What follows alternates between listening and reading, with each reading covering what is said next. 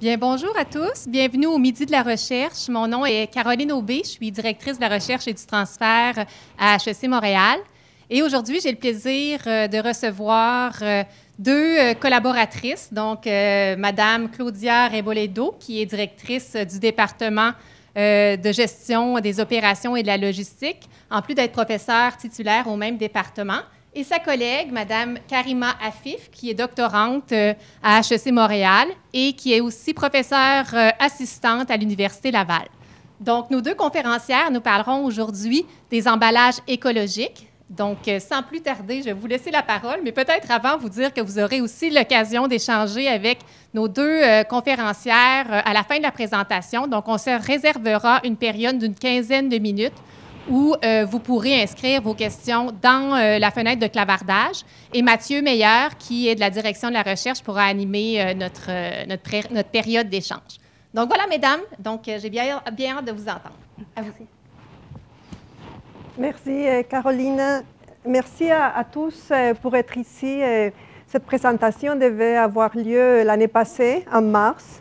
Donc, vous savez tous, ce n'était pas le cas.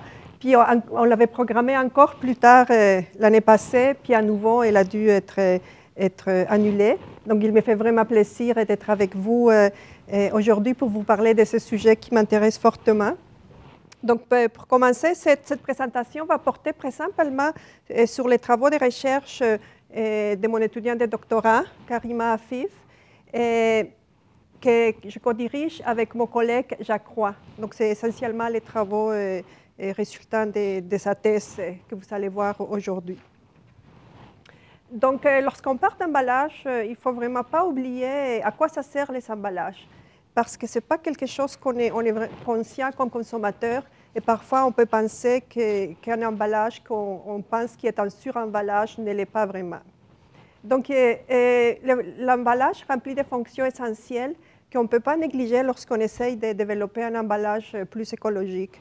Donc, l'emballage protège les produits, sert aussi à la communication et facilite l'utilisation du produit par les consommateurs finaux, mais aussi par les personnes qui sont dans la chaîne, donc pas dans la manutention et le stockage du produit.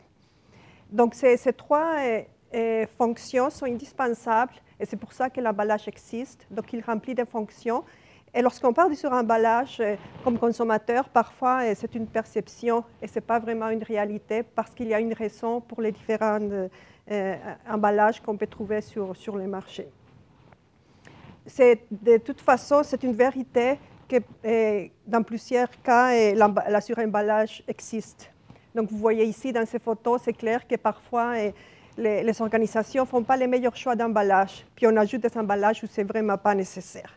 Donc, oui, ces emballages existent, puis il y a des meilleures façons de remplir ces fonctions d'emballage, ou bien avec un matériel plus convenable, ou les meilleurs, comme on va voir aujourd'hui, par la réduction de l'emballage. Donc, non, l'emballage, on ne peut pas l'éliminer, mais on peut faire mieux, beaucoup mieux que, par exemple, on voit ici dans ces photos.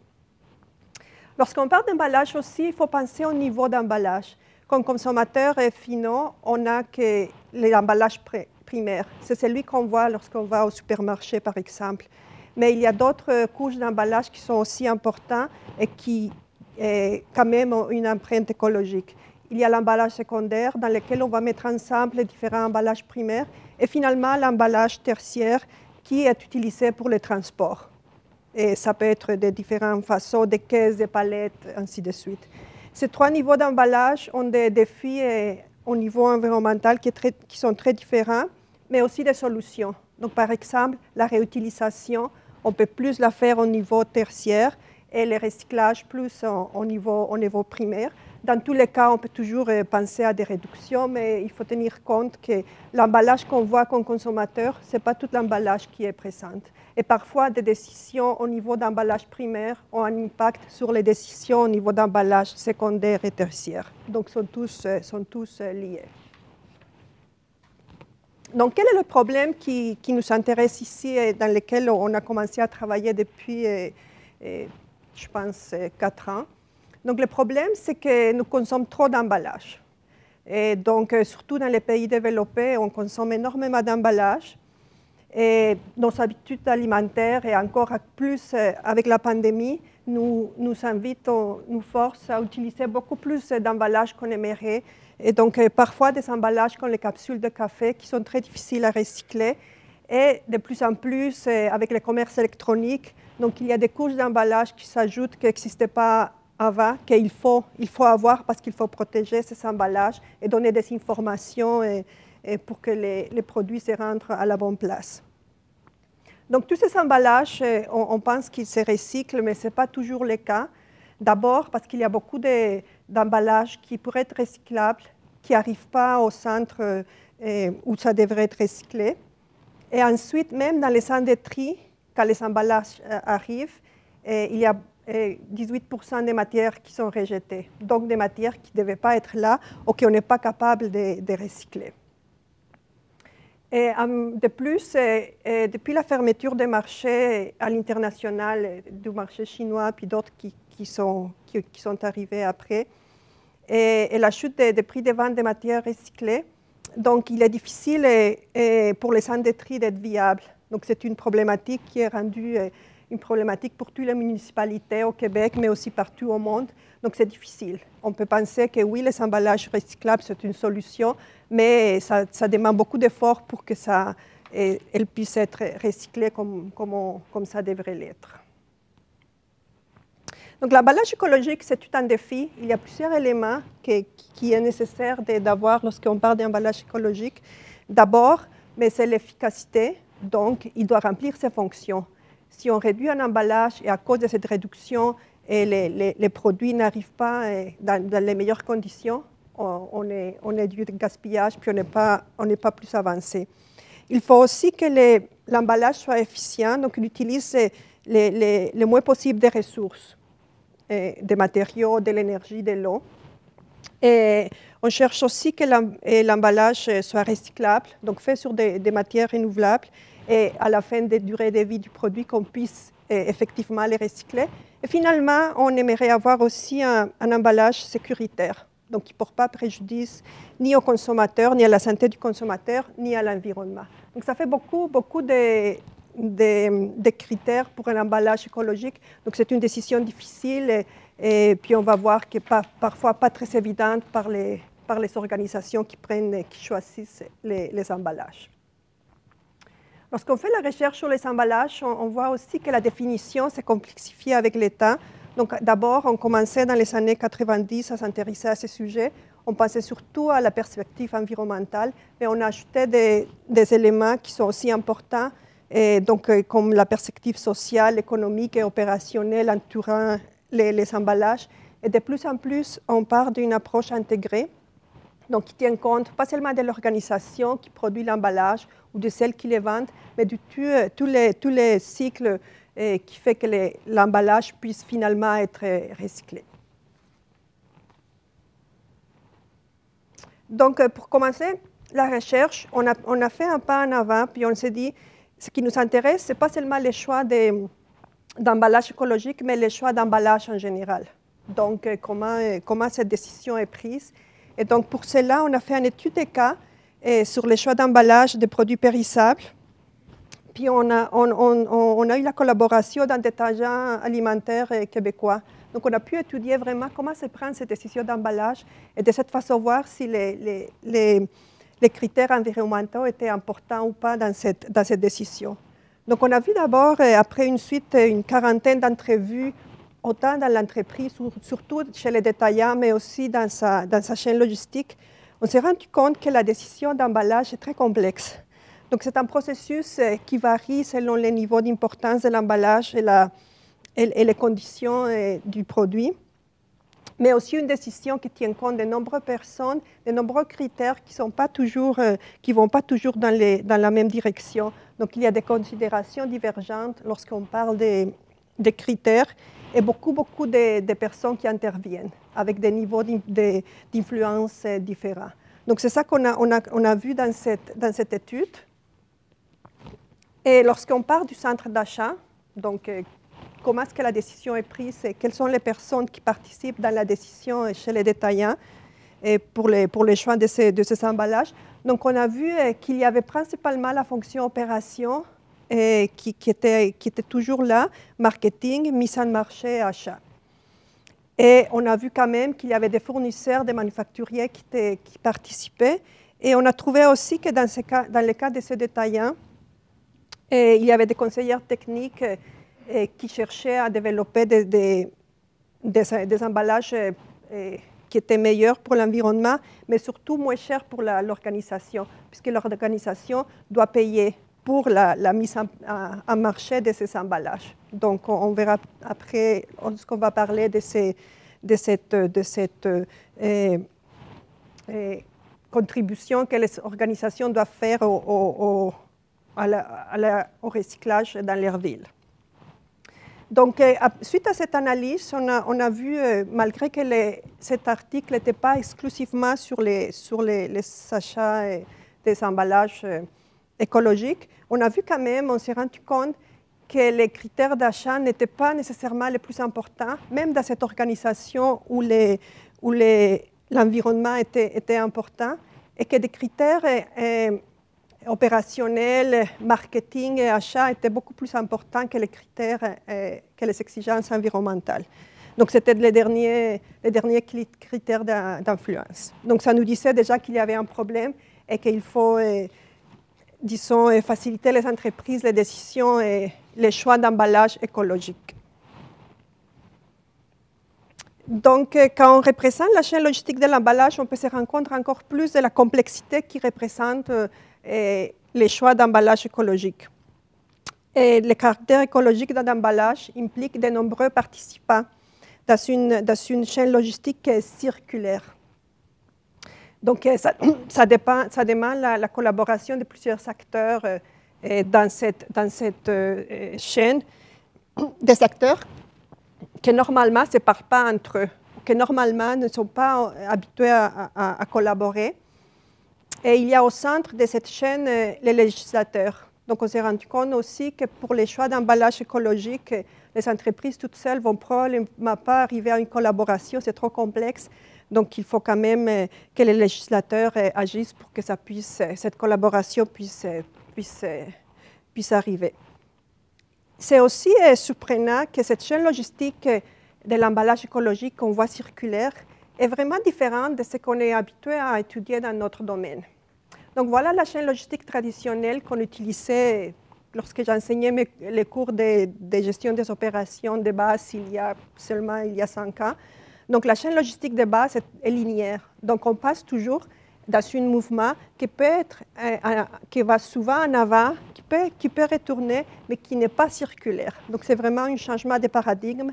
En plus, dans la chaîne logistique, comme on l'analyse, le législateur n'est pas présent. On sait qu'il existe, mais il n'est pas important. Donc, ça représente vraiment pour notre domaine un changement de paradigme, cette chaîne circulaire, pour les emballages ou pour n'importe quel autre produit. Et donc, ensuite, on a décidé de s'intéresser déjà, puis se focaliser exclusivement pour les emballages écologiques.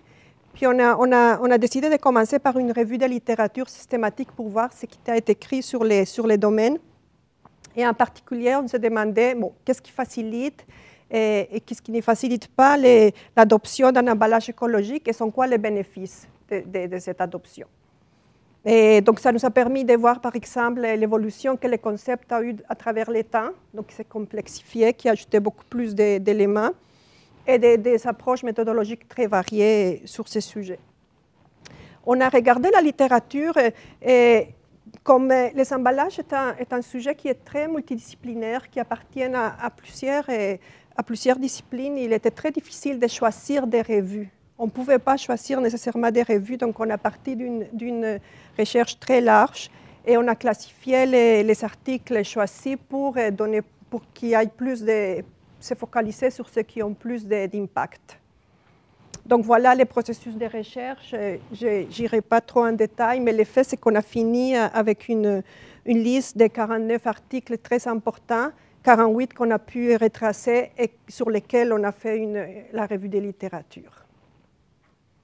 Donc, quelques conclusions de base pour cette revue D'abord, les 48 papiers les plus cités sont dans 26 revues. Donc, ça dit tout de suite le caractère très multidisciplinaire de ces concepts et comment c'est difficile de l'étudier parce que ça dépend où est-ce qu'on est, on les regarde différemment.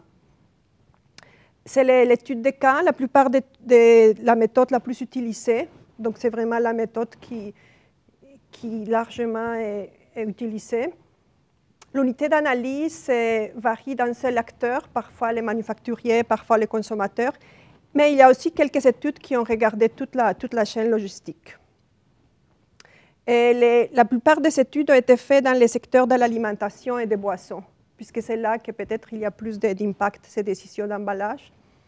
Et le niveau d'emballage, ce n'est pas toujours mentionné, mais il est souvent, lorsqu'il est mentionné, on part de l'emballage primaire. Il y a moins de travaux sur les secondaires et les tertiaires. Donc, qu'est-ce qu'on a trouvé finalement pour la question principale des recherches dans cette revue? Donc, quelques incitatifs et barrières. D'abord, les barrières. Donc, ce que la recherche nous dit, c'est que la complexité des arbitrages à faire lorsqu'on va choisir un emballage écologique fait que parfois on ne se décide pas à aller dans cette direction. Il est très difficile d'évaluer les coûts et les bénéfices de cette décision avant et des coûts supplémentaires qui peuvent arriver. Et donc, ça représente des barrières. Du côté des incitatifs, on a vu que le niveau d'intégration de la chaîne avait vraiment était très positif pour l'adoption de ces emballages et pour l'obtention des résultats qu'on aimerait avoir. Et les ressources et expertise de l'organisation aussi, plus qu'il y avait cette expertise, plus qu'il était facile d'aller dans cette direction. La réduction des coûts, donc c'est une incitatif important, même si parfois ça ne se traduit pas dans la réalité, mais on a vu que c'était mentionné dans la littérature. L'image de marque, ça peut avoir, lorsqu'on parle d'emballage primaire, évidemment, et les consommateurs. La pression des consommateurs et du législateur sont aussi importants. Et on a aussi vu les instruments des marchés comme un incitatif important. Et c'est lui qu'on a décidé d'utiliser plus en détail. Et c'est celui dont Karima va nous parler dans la deuxième partie de la présentation.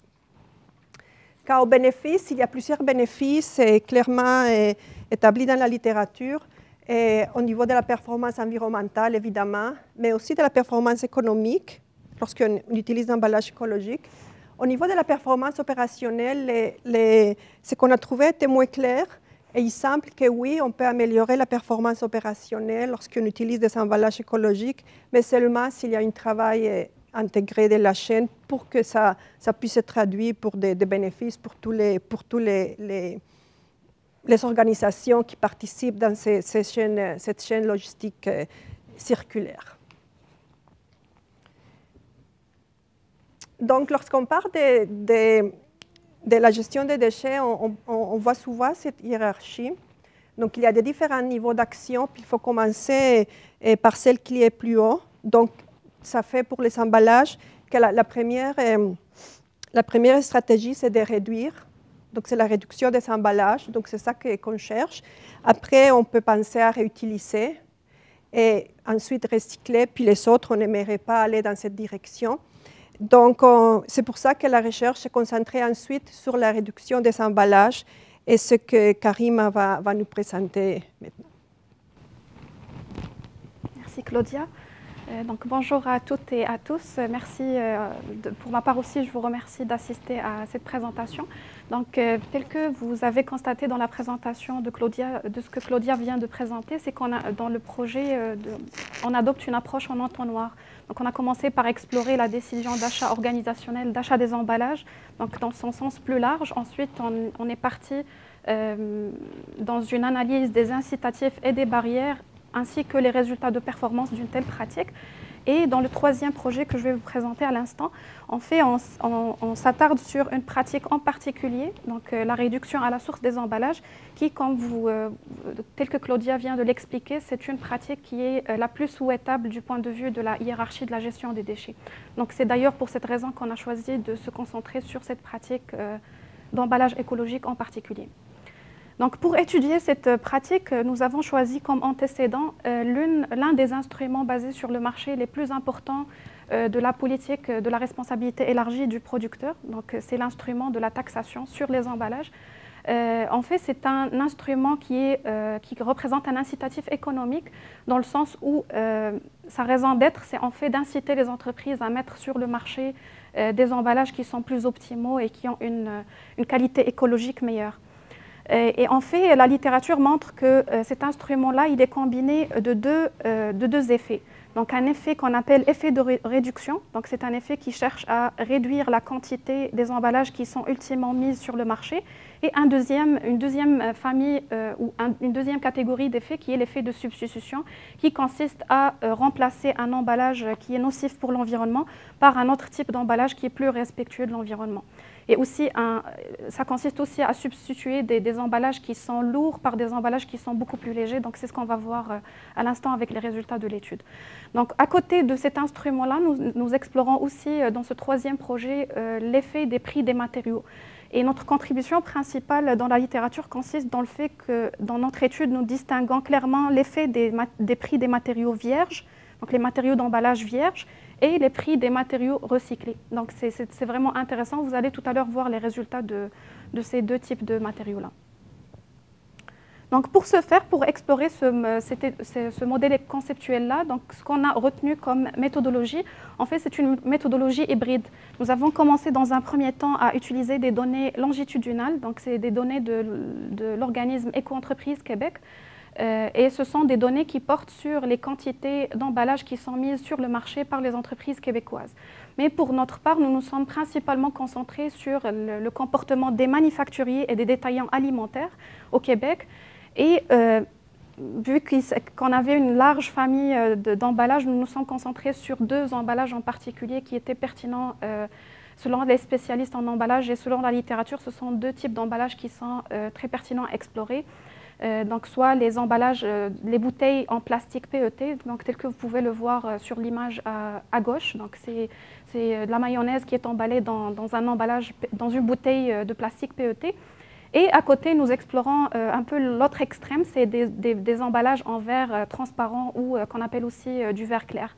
Donc tel que vous pouvez voir dans l'image à droite. Donc vous avez un peu le même produit mais qui est emballé dans deux sortes d'emballages. Donc là, c'était notre première démarche. Donc c'est une démarche telle que vous pouvez le constater, une démarche quantitative, une démarche méthodologique quantitative. Donc ça a consisté à développer un modèle économétrique. On a utilisé des techniques telles que des effets fixes aléatoires qu'on a utilisés pour tester ces données-là. Et les données allaient dans un intervalle de temps de 2005 à 2017. Donc c'était l'intervalle de temps pour lequel on avait des données disponibles. Donc, dans un deuxième temps, donc, nous avons combiné ou triangulé nos résultats quantitatifs avec des données de nature qualitative qui sont principalement issues d'entrevues semi-structurées et d'un groupe de discussion. Donc, que ce soit les entrevues ou le groupe de discussion, donc, ça a été fait avec des personnes, des interlocuteurs et des répondants qui sont vraiment pertinents pour apporter une contribution qualitative et améliorer l'interprétation des résultats qu'on a trouvés, des résultats quantitatifs. Donc maintenant, dans ce qui suit, je vais présenter un peu les résultats pour chacun un peu des cadrans. Donc les résultats pour l'effet de réduction, les résultats pour l'effet de substitution et les résultats pour les prix des matériaux. Donc dans un premier temps, l'effet de réduction de la taxe, nos résultats empiriques, donc les résultats du modèle économétrique, ils nous révèlent que l'effet de réduction de la taxe il dépend en fait, il est sensible aux particularités des matériaux d'emballage. Donc autrement dit, nous avons trouvé des résultats différents selon est-ce que c'est un emballage PET plastique ou bien c'est un emballage en verre transparent. Donc plus précisément, pour les emballages en verre, les résultats montrent qu'une taxation élevée, donc une taxation élevée sur ce type de matériaux-là, ça semble produire le résultat souhaité, donc le résultat de réduction souhaité. Donc une fois, on a trouvé qu'une fois qu'un niveau de taxation super élevé est atteint, donc les quantités qui sont générées sur le marché par les manufacturiers, par les détaillants, ça a tendance à diminuer.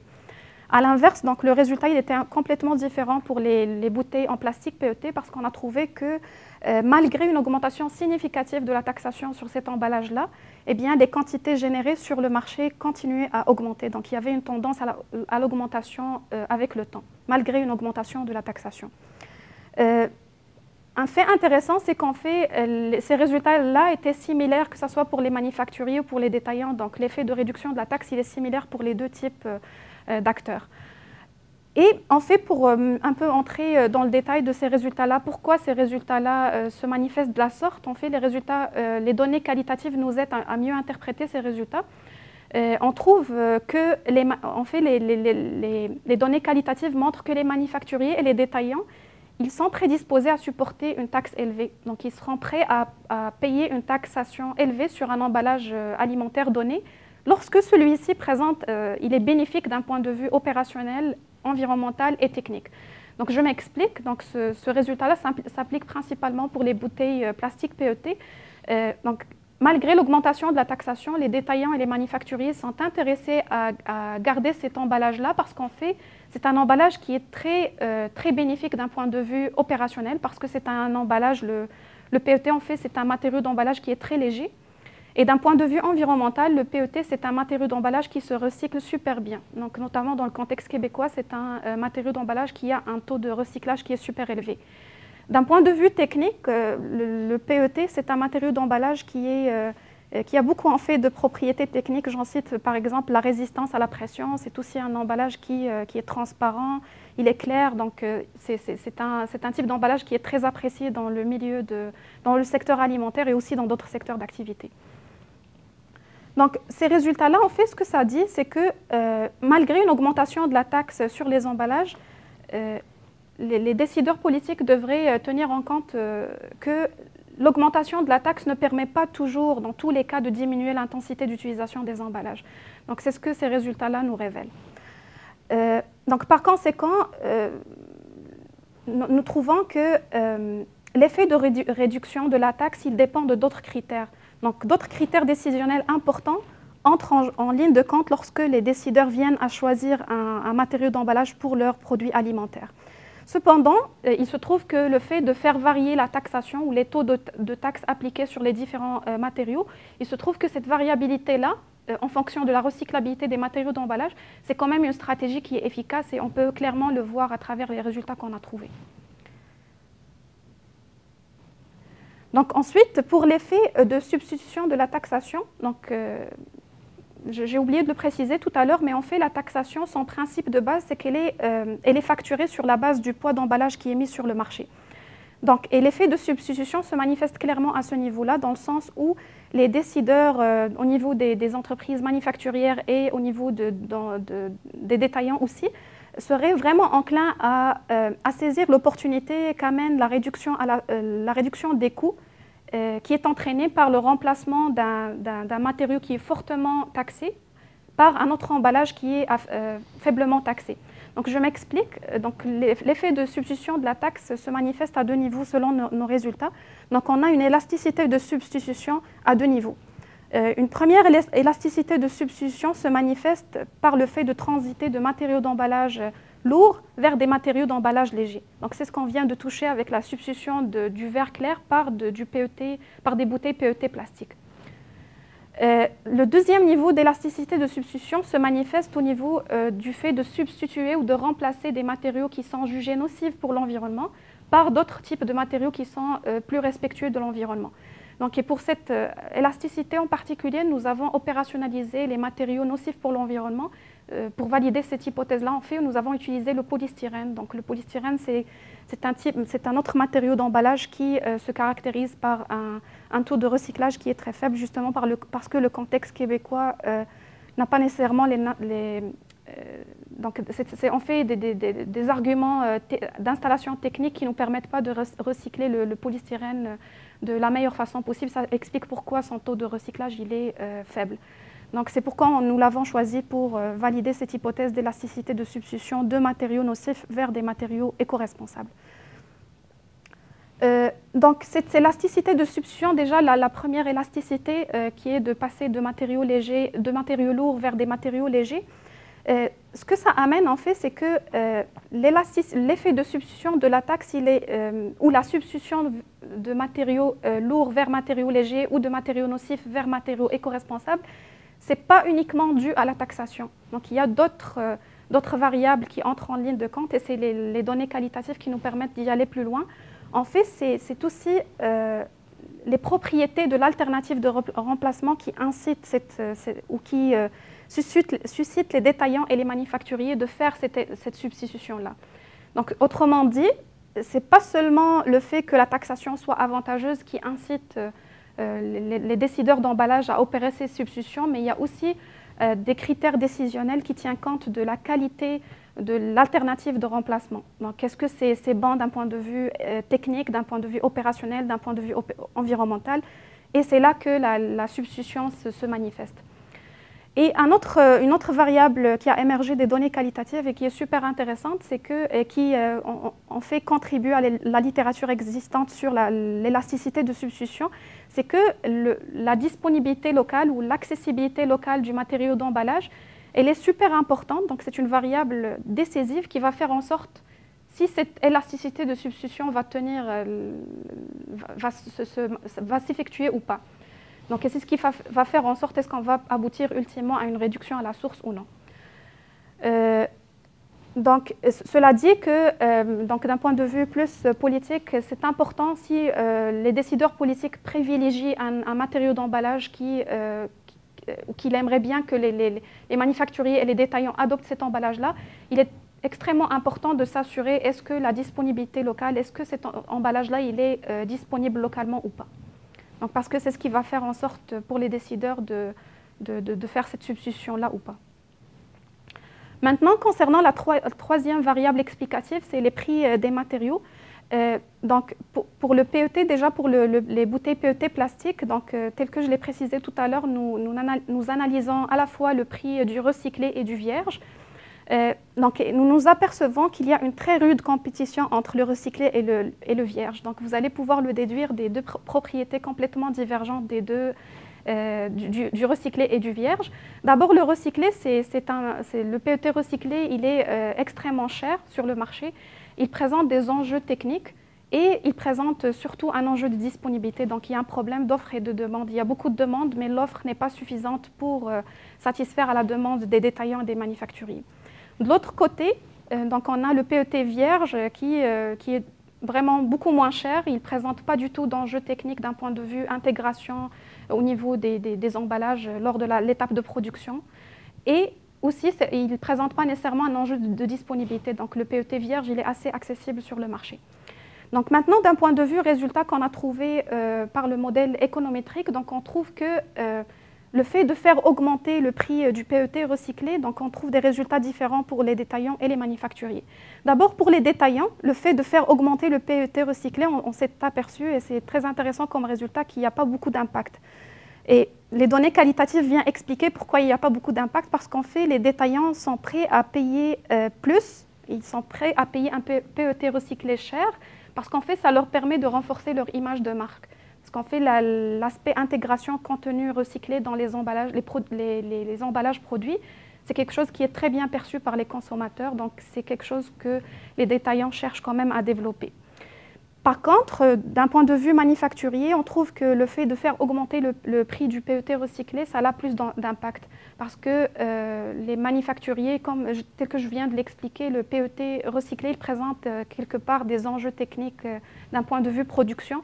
Donc, ça fait que les manufacturiers, face à une augmentation du prix du PET recyclé, vont tout simplement se rediriger vers l'autre alternative qui est le PET vierge et qui, de leur point de vue, c'est une option qui est très avantageuse. Maintenant, d'un point de vue vert, donc, tel que vous pouvez le voir, nous n'avons pas, faute de données, nous n'avons pas analysé le prix du PET, le prix du vert clair vierge, mais nous avons uniquement analysé le prix ou l'effet du prix du vert clair recyclé. Et ce que ça montre, c'est que le prix du vert clair recyclé, c'est plus bénéfique que le vert vierge d'un point de vue énergétique. Et c'est principalement quelque chose qui intéresse les manufacturiers. Donc, une augmentation du prix du vert clair recyclé, ça a des implications différentes naturellement, que ce soit pour les détaillants ou les manufacturiers. D'abord, pour les détaillants, on s'aperçoit qu'il y a de moins en moins de produits emballés dans du verre clair dans le marché de détail, parce que tout simplement, les détaillants sont incités à réduire les quantités générées de ce matériau-là parce qu'il n'est pas du tout bénéfique. Pour eux autres, de point de vue tel que je l'ai précisé tout à l'heure, il est lourd, la taxation coûte cher. D'un point de vue environnemental, c'est relativement pas bon comparativement à d'autres alternatives d'emballage. Tandis que pour les manufacturiers, une augmentation du verre clair recyclé, ça a moins d'impact parce que ça leur permet de réaliser des économies de coûts potentielles, justement parce que le verre clair recyclé, il est beaucoup plus avantageux que le verre clair vierge, parce que c'est moins énergivore, d'un point de vue énergétique, c'est très bénéfique pour les manufacturiers. Donc maintenant, les implications pratiques de notre étude, nous avons formulé plusieurs recommandations pratiques qui visent à améliorer l'efficacité de cet instrument-là. Et faute de temps, nous ne pouvons pas présenter toutes les implications pratiques. Nous avons choisi de présenter l'une des implications pratiques de l'étude. En fait, nous avons proposé une stratégie d'éco-modulation du tarif. C'est une stratégie qui consiste à favoriser l'utilisation de contenus recyclés et à réduire le contenu vierge.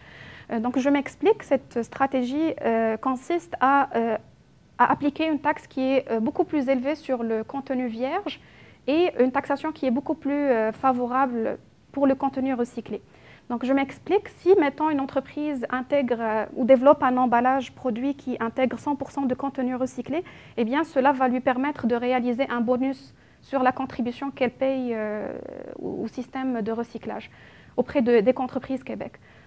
Inversement, si l'entreprise intègre 100% de contenu vierge, eh bien cela va l'amener à un malus. Donc il va devoir payer beaucoup plus cher en termes de contribution auprès de cet organisme-là. Si l'entreprise applique 50%, 50% de chacun des types de contenus recyclés et vierges, eh bien, il va y avoir un peu une combinaison des deux. Donc, elle va à la fois payer le contenu recyclé qui coûte moins cher et le contenu vierge pour lequel une taxe ou une pénalité va être appliquée. Maintenant, très rapidement, quelques avenues de recherche qui sont ressorties naturellement des résultats que nous avons trouvés. Donc maintenant que dans le cadre de ce projet de recherche, nous avons exploré les antécédents de la réduction à la source, il serait intéressant dans les recherches futures de s'attarder plutôt sur les résultats de performance.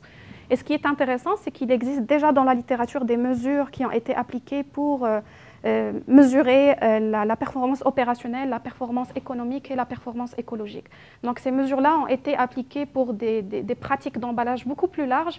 Eh bien, il serait intéressant de voir pour la pratique de réduction à la source en particulier comment ces résultats de performance-là se présentent.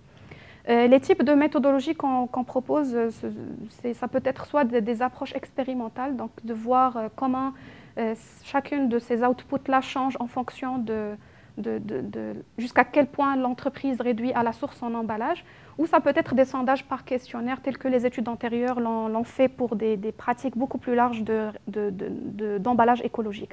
Comme ça peut être une étude de cas ou multiple ou unique, de s'attarder sur des cas pratico-pratiques qui ont fait une réduction à la source et de voir un peu à titre comparatif comment leur résultat de performance s'est manifesté après avoir mis en place une telle pratique d'emballage écologique.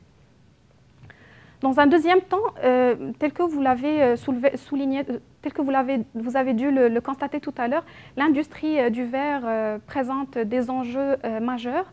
Et donc, en fait, plus particulièrement dans le contexte québécois, nous nous sommes aperçus qu'il y a un problème de recyclage. Donc, et cela, naturellement, aura des effets sur les décisions d'emballage des entreprises. Donc, notamment à travers un approvisionnement local qui est très complexe. Donc, il n'y a pas assez d'offres sur le marché local qui permet à l'entreprise de s'approvisionner sans processus complexe. Donc, ça amène les entreprises à s'approvisionner de marchés extérieurs, notamment la Chine ou d'autres marchés. Donc, ce qui est intéressant d'explorer en particulier, c'est les entreprises qui sont un peu contraintes à utiliser cet emballage-là, les emballages en verre. Je pense notamment à des enjeux sanitaires ou autres. Donc, il y a un certain type de produits qu'on n'a pas nécessairement l'option de les emballer dans un autre emballage substitut. Je pense notamment au plastique. Donc, ça serait intéressant d'explorer ces entreprises-là, comment ils quels sont les enjeux et les obstacles auxquels ils font face à ces obstacles-là de l'industrie du verre. Et la méthodologie qu'on suggère, c'est la méthodologie de l'étude de cas. En dernier lieu, une autre avenue de recherche qui touche en plein au contexte actuel, donc tel que vous le connaissez déjà, les ventes via le commerce électronique présentement connaissent une montée en croissance. Eh bien, ce serait intéressant d'explorer le sujet des emballages dans le commerce électronique en explorant quels sont les arbitrages entre les attributs marketing, logistique, environnementaux et sanitaires, et ce d'un point de vue détaillant et consommateur.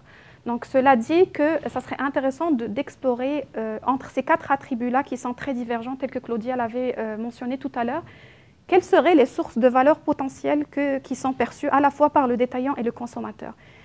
D'un point de vue consommateur, par exemple, lequel de ces 4 attributs-là permettrait de favoriser ou accroître la prédisposition de payer du consommateur pour un produit acheté en ligne? Est-ce que c'est plutôt le fait que l'emballage soit écologique, ou bien est-ce qu'il faut que ce soit un emballage qui, d'un point de vue sanitaire, protège très bien l'emballage, quitte à faire du suremballage?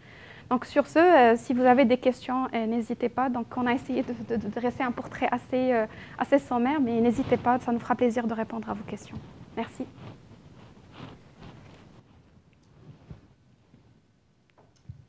Alors, nous avons une question de Cyrine Gasby. Bonjour, est-ce que vous pensez que l'on peut généraliser les résultats de l'effet des variables sur le PET aux autres types de plastique? En fait, pas nécessairement, parce que le PET, si on le compare juste à d'autres types de plastique, HDPE par exemple, il ne présente pas les mêmes propriétés techniques. Donc le PET, parmi les autres catégories d'emballage en plastique, présente des caractéristiques environnementales, techniques, opérationnelles qui sont assez particulières. Mais d'un point de vue particulièrement la variable du prix, la taxe qui est appliquée sur le PET n'est pas nécessairement la même qui est appliquée sur le polystyrène si on prend l'autre type d'emballage. Et le polystyrène, j'en avais parlé tout à l'heure, c'est l'un des matériaux d'emballage qu'on a utilisé pour opérationnaliser la substitution de matériaux nocifs pour l'environnement pour matériaux plus respectueux de l'environnement. Il s'est avéré que c'est un type de matériau qui se comporte de façon très différente parce que tout simplement, il n'a pas les mêmes propriétés que le PET.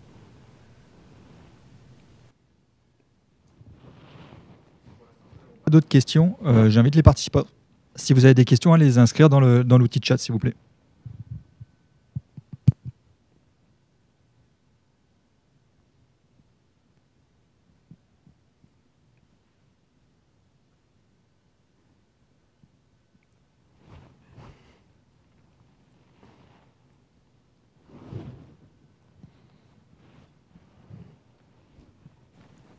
Donc, on donne quelques minutes de grâce si jamais vous voulez, quelques secondes de grâce si jamais vous voulez vous manifester. Mais Mathieu me fait signe qu'il n'y a toujours pas de questions. Vous avez été manifestement... Une question? Une question, parfait. J'ai une autre question. En tant que consommateur, quels seraient les choix les plus écologiques en termes d'achat en vrac, plastique ou verre? C'est une question qui est très difficile à répondre sur le tas comme ça, parce que c'est, d'un point de vue consommateur déjà, les intentions d'achat du consommateur, les préférences du consommateur varient énormément. Il y a beaucoup d'antécédents qui vont faire en sorte que le consommateur va plutôt préférer le vrac ou un emballage écologique. Donc, ce qui est surprenant sur ce sujet, c'est que les consommateurs auront toujours beaucoup de difficultés à savoir quelle est la meilleure solution, puisque la meilleure solution dépend même de la ville où est-ce que le produit est vendu, parce que la recyclabilité des matériaux dépend de la ville. Donc c'est une décision très complexe pour les consommateurs.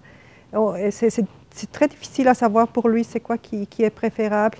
Et c'est peut-être pour ça qu'il y a les législateurs pour qu'ils puissent faire avancer certains types de matériaux, au-delà que les choix des consommateurs, qu'on ne pense pas qu'ils pourraient être un choix qui s'avère assez informé. C'est trop compliqué pour un consommateur de savoir c'est quoi qui est préférable. Et ça fait une bonne question de recherche. Par rapport à votre hypothèse, quel est le résultat final? Laquelle des hypothèses? En fait, on a 5 hypothèses. J'invite alors la personne qui a posé la question à indiquer l'hypothèse. Si tu peux aller sur les... Oui, la diapositive.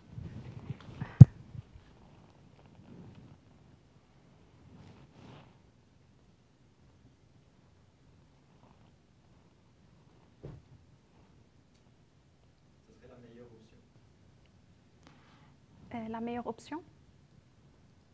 Voilà. Donc, si je comprends bien, c'est sur le dernier projet de recherche. Oui,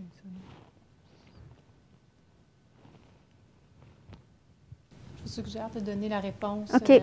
Tel qu'on l'a présenté tout à l'heure, il se trouve que le résultat, la contribution principale de l'étude, c'est que une taxation élevée, super élevée d'un point de vue détaillant manufacturier, ça ne suffit pas pour faire changer la pratique d'emballage ou à générer moins d'emballage sur le marché, mais il y a tellement une variable extrêmement importante qui consiste à voir c'est quoi les propriétés techniques, environnementales, opérationnelles de cet emballage-là. Cela dit, le meilleur exemple, c'est l'emballage PET. Malgré une augmentation significative de la taxe au fil des années, c'est un emballage qui a continué à être généré sur le marché parce que justement, c'est un emballage qui est très bon de ce point de vue technique, environnemental et technique, environnemental et opérationnel. Donc, un autre résultat intéressant, c'est l'effet de substitution. C'est qu'on fait l'effet de substitution d'un matériau lourd allégé. Ce n'est pas juste la taxe qui entre en ligne de compte, mais il y a d'autres variables justement qui font que l'alternative de remplacement d'emballage va inciter ou désinciter le détaillant, le manufacturier à opter pour cette alternative-là. Question de M. Jones. Comment est-ce que les entreprises peuvent calculer un coût total? Quels seront les éléments à inclure? En fait, tel que Claudia l'avait montré tout à l'heure dans les résultats de notre revue de littérature, c'est une très bonne question pour la personne qui l'a posée. Parmi les barrières d'un emballage écologique, c'est qu'à l'heure actuelle, c'est très difficile de calculer un coût total pour un emballage écologique. Parce qu'il y a une espèce d'ambiguïté coût-bénéfice d'un emballage écologique. Les entreprises, à l'heure actuelle, ne sont pas capables de déterminer c'est quoi qu'ils auront comme performance économique ou opérationnelle ou autre s'ils adoptent un emballage écologique plutôt qu'un emballage conventionnel. Et c'est là justement, il y a beaucoup d'avenues de recherche qui se présentent de ce point de vue-là pour aider les entreprises à mieux évaluer c'est quoi la plus-value qu'ils vont gagner en optant pour un emballage écologique. C'est d'ailleurs pour cette raison qu'on a proposé une avenue de recherche sur les outputs ou les résultats de performance d'une pratique en particulier des emballages écologiques, et c'est l'une des pratiques les plus prioritaires. C'est la réduction à la source. Donc, si on fait une telle étude, ça va aider les entreprises à voir un peu les retombées concrètes si on opte pour une telle pratique d'emballage. Je pourrais ajouter qu'il y a aussi la question de l'unité d'analyse.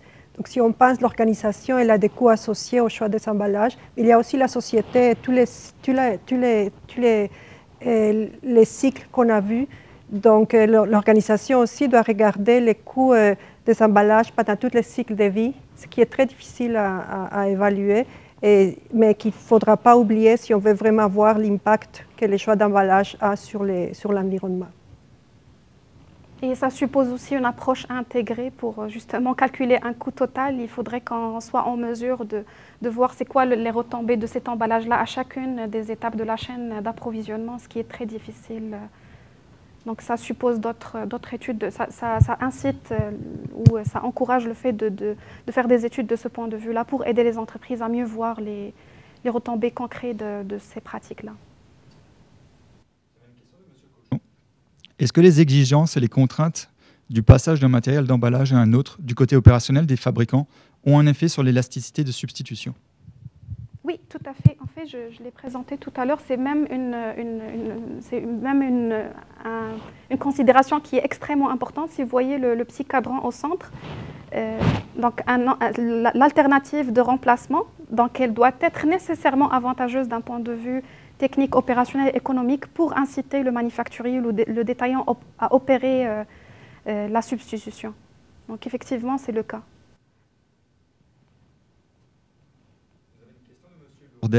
Vous avez montré des capsules Nespresso comme exemple de produits difficiles à recycler. Leur programme de recyclage des capsules est-il maintenant performant? Oui, on avait mis la photo parce qu'on parlait beaucoup de ça il y a un an. On parle moins maintenant avec la pandémie, et on parle moins des capsules. Et oui, c'est vrai qu'ils ont mis en place toute une stratégie de recyclage. Il y a même, j'ai vu des capsules compostables maintenant, qui évidemment, ça pourrait être encore plus intéressant. Mais c'est toujours important à penser que c'est la réduction à la source qui est, qui est la caractéristique la plus importante d'un emballage pour avoir un emballage écologique. Donc, oui, on peut recycler les capsules, mais ça serait beaucoup mieux ne pas avoir de capsules. Donc, évidemment, ils peuvent faire tout ce qu'ils veulent, mais si on n'a pas cet emballage, c'est toujours plus performant de ne pas l'avoir du tout. En matière de politique publique au Québec, que recommanderiez-vous prioritairement aux gouvernants pour que collectivement l'empreinte écologique de nos organisations soit meilleure? En fait, c'est sûr que dans la présentation, faute de temps, on a présenté juste une recommandation pratico-pratique, mais dans la thèse, on a développé vraiment une série de recommandations dans cette perspective-là. Parmi les autres recommandations, nous avions suggéré notamment le fait de développer une stratégie de communication qui est très claire sur le matériau d'emballage qui est encouragé par le gouvernement. Je m'explique, par exemple, si on prend l'industrie du verre, il y a une certaine ambiguïté dans le milieu alimentaire, dans le sens où les entreprises pensent que s'ils utilisent de l'emballage en verre, certaines entreprises, je ne généralise pas, donc c'est sûr que ça risque de créer une polémique dans le groupe, certaines entreprises, en fait, pensent que s'ils emballent leurs produits alimentaires dans un emballage en verre, eh bien, ils sont jugés éco-responsables. Mais plus loin, cet emballage en verre-là, si mettons on prend l'emballage en verre transparent, il vient d'ailleurs, d'un autre pays. Donc ce pays-là qui a fabriqué cet emballage-là, ça suppose qu'il a été transporté, donc ça génère des émissions de gaz à effet de serre. Donc il y a toute une approche cycle de vie à tenir en compte. Donc au final, ça risque de ne pas être une option d'emballage qui est respectueuse de l'environnement. Donc c'est pour ça que dans le projet, on recommande à ce que les institutions réglementaires promouvoir une stratégie de communication beaucoup plus claire sur quels sont les matériaux d'emballage qui sont encouragés, adoptés par les entreprises. Comme ça sera plus clair, que ce soit pour les manufacturiers ou les détaillants, ils auront une idée plus claire sur quels matériaux privilégier. Et ça serait aussi intéressant de dresser c'est quoi les propriétés avantageuses de chaque matériau d'emballage quand on encourage les entreprises à adopter. Parce que veut pas, l'entreprise, elle regarde, tel qu'on l'a montré tout à l'heure, elle regarde à la fois, est-ce que c'est un emballage qui va continuer à protéger le produit? Est-ce que c'est un emballage qui ne va pas générer des pertes lorsqu'on va avoir la chaîne de distribution? Est-ce que c'est un produit qui, d'un point de vue environnemental, va renforcer l'image de marque de l'entreprise ou pas? Donc les entreprises tiennent en compte tous ces critères décisionnels avant de prendre une décision. Donc ça serait vraiment bien que les institutions réglementaires puissent avoir une stratégie plus claire de ce point de vue-là. Comment un consommateur pourrait mettre de la pression sur le législateur pour faire adopter ces mesures de taxation? C'est sûr, l'un des résultats de la revue de littérature systématique, on a trouvé que la pression du consommateur joue un rôle extrêmement important sur les décisions que les entreprises prennent. Si on prend juste la pratique de la réduction à la source, mettons si on a donné tout à l'heure l'exemple de la mayonnaise emballée dans du PET versus du verre, si le consommateur, par son comportement d'achat, achète plutôt la mayonnaise dans du PET plutôt que la mayonnaise dans du verre, ça envoie un signal direct à l'entreprise que le consommateur veut un emballage qui est plus léger.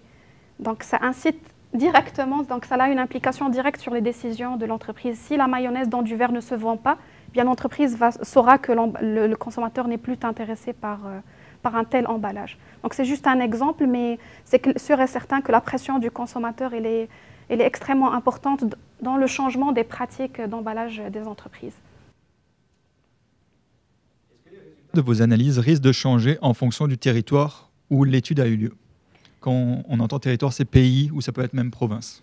Oui, c'est une très bonne question. En fait, même dans la littérature, c'est quelque chose qu'on mentionne, c'est que l'effet de la taxation, il est idiosyncratique. Ça veut dire qu'elle dépend du territoire, elle dépend de comment le gouvernement a déployé la stratégie de taxation sur le contexte en question.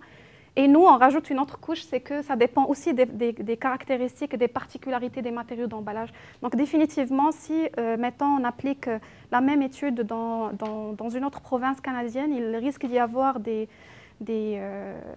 résultats légèrement différents éventuellement. Que pensez-vous des emballages compostables? Nous ne les avons pas étudiés. Nous ne savons pas. Je ne peux pas me prononcer, je n'ai pas Oui. de résultats. On sait pas si, scientifiques, oui, c'est parce que dans ce sujet, c'est qu'on a vu chaque fois qu'on pense qu'une décision est meilleure qu'une autre, on risque de changer d'avis, donc on ne va pas se prononcer. Oui, c'est ça.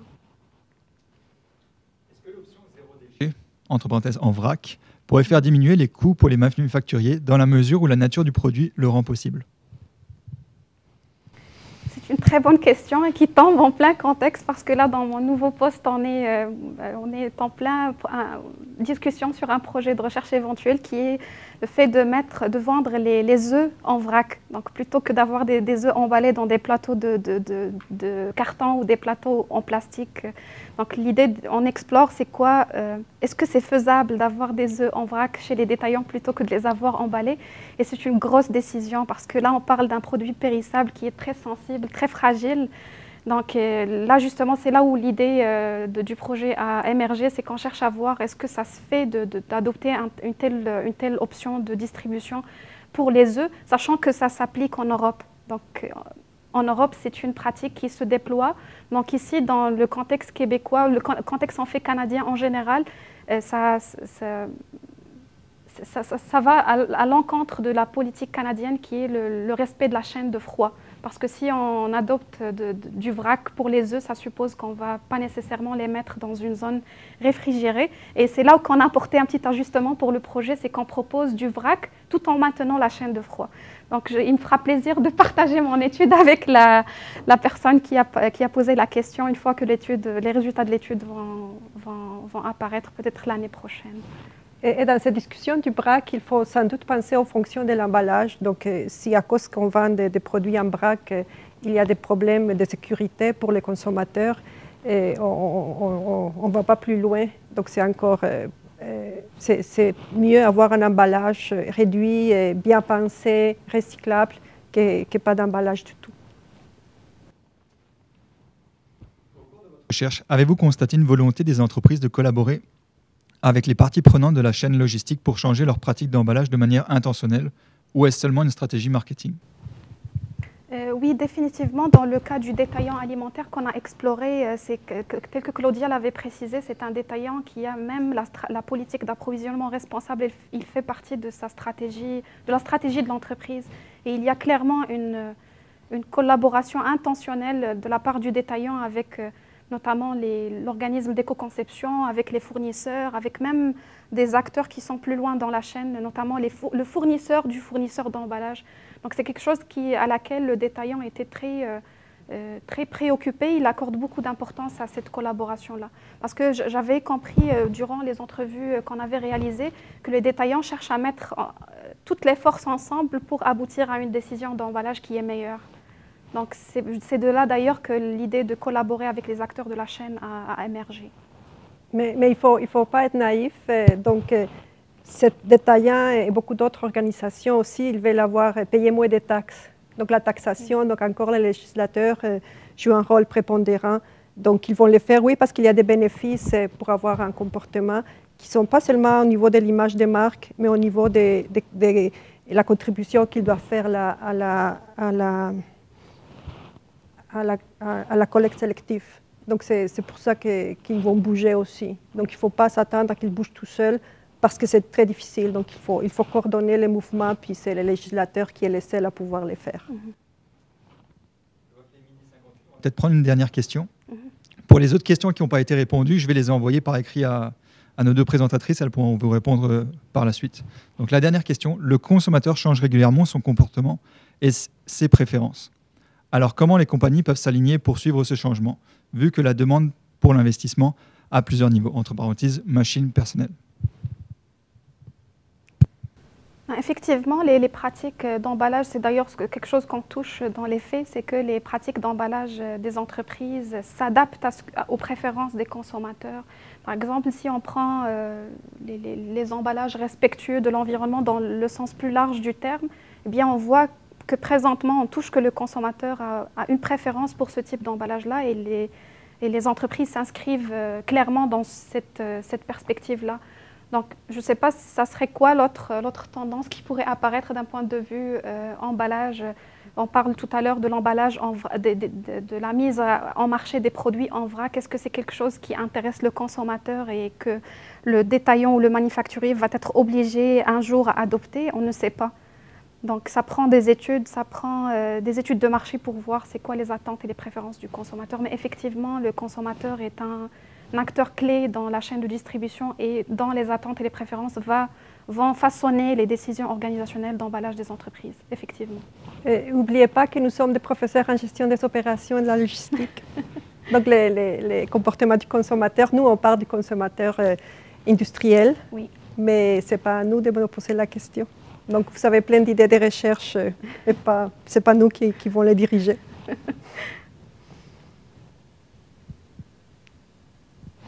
Très bien. Alors, avant de conclure l'événement, évidemment, je tiens à remercier la professeure Eboledo et Madame Afif aussi pour l'excellente et très pertinente présentation de ce midi. Donc, et je vous donne rendez-vous pour notre prochain Midi de la recherche qui aura lieu le 21 avril prochain sous forme de panel cette fois, donc sur le thème des impacts sociaux, économiques des recherches en gestion pour les organisations et la société. Donc, je vous souhaite un très bel après-midi et à bientôt. Au revoir.